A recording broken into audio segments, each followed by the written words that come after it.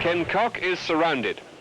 No amount of artillery fire or American air support has so far managed to dent the determined communist advance westwards towards the Mekong River.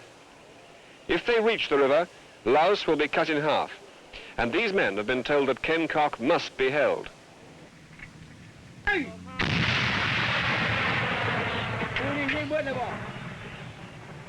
But the Laotian force here is only 1,200 men.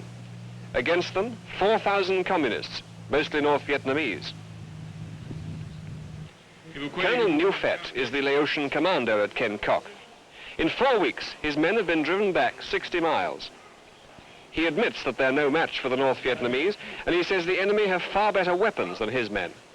Yes, I understand. You are in defensive position, they're offensive, so you can have fewer numbers. But you have many fewer. Vous avez beaucoup moins de l'ennemi, n'est-ce pas? Pour l'instant, pour aujourd'hui, for the moment, today, nous sommes inférieurs à lui, c'est-à-dire à peu près en quart de l'effectif, c'est-à-dire 1 contre 4. 1 against 4, 4 to 1 against you.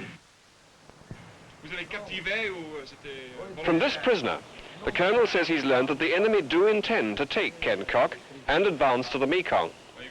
Already in the last month, 100 of the colonel's men, nearly 10% of his force, have died. He says he's asked for reinforcements, but they've been slow coming. Much of his equipment is certainly pretty antique.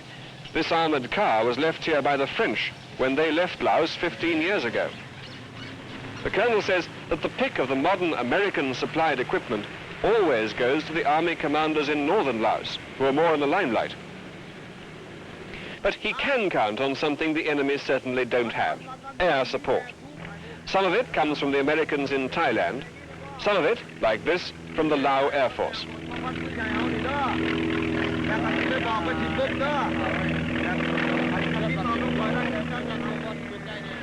People who know them well say that the Laotians are not natural fighters like the Vietnamese.